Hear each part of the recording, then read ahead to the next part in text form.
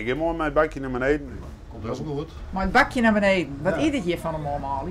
Ja, met het bakje naar beneden. Ja, we kunnen hier net meer de brei houden, dus normaal waren met het bakje naar beneden. De Drachtse brei gaat er voor goed uit. Nee, 40 jaar trouwens eerst, 50 jaar, hoe lang het eerst staan? Nou, hij is in 1960 heeft hij ongeveer gebouwd. En ja, ik ben in 1980 hier gekomen, 82. En heb hier nog 7 jaar zitten. En jou? Ik zit hier nu een 4 jaar. Ja. Ik zit hier al 2 hier, dus met 2 hier. De laatste hier op het Drachtse bregen. Dan komt dit nog een skateboard.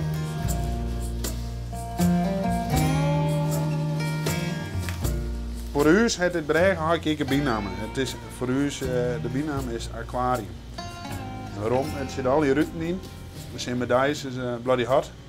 En als het een beetje regent of het wordt wat kouder, nou, dan is het hier wel vrij fris. In de 80e jaren ben ik 2 stedentocht geweest. We waren de weersomstandigheden in de winterperiode erbarmelijk. De verwarming die was hier niet helemaal optimaal. De leidingen met water die moesten afgesloten worden en dan werd dat bevroren en barsten die leidingen. Dus we hadden ook geen water, dat ik zei ook niet. Dat een dikke trui aan en dan zat hier. En dan ging ik eerst hierheen om sneeuw te ruimen en al dat soort dingen allemaal meer. Dan ging ik naar beneden toe, dan ging ik ijsmetingen doen. Dan werd ik opgebeld door de vliegbasis om zichtmetingen te doen voor bij mixed en dat soort dingen allemaal meer. En dan was het verder wachten op schepen. Maar ja, in de winterperiode kwamen we niet zoveel en de meesten die gaan op de hoek om de deur. Dus wat dat betreft dan was het een heel ander leven. Dan was het winters best wel eens een beetje saai en dan zat je hier maar een hele dag eigenlijk op die brug. Nou, het spel weer schoon. Ah, hier boven op de brug. Ik zit het spel weer schoon.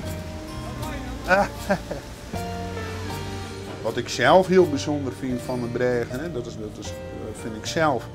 Dat waar ik komst, wat voor je feestje ik komst, waar ik en herste door wat van werk dorst. En dan zei ze van ik ben bregenwachter en wat van bregen dan. En dan zei ze dan, nou, Drachtse bregen in Ljouwert.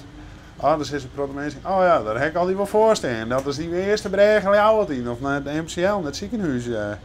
En dat maakt het ik wel weer een beetje bijzonder. Iedereen in de regio die kent die bregen. Drachtse brug voor de progress. Progress bedankt, hier was de laatste. En wij gaan straks open en dan blijft hij open. Mooi of nee? Ja, dat weer een mooie draai. En dan hebben we het heugelijke moment, Romke. Dan kunnen we maar eens beiden misschien wel even aan. Is het een beetje zwingelig? Ja, ik. Doe ik. Ja, wat je? Oh, in het Hollands dan in het Fries? Ja, in het Fries. Ja, we gaan hem heugen. Hè?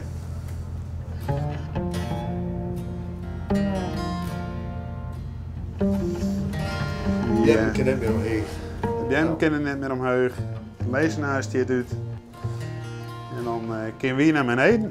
En daar heb ik weer een bijzonder vervoer voor, want we hebben geen trap meer.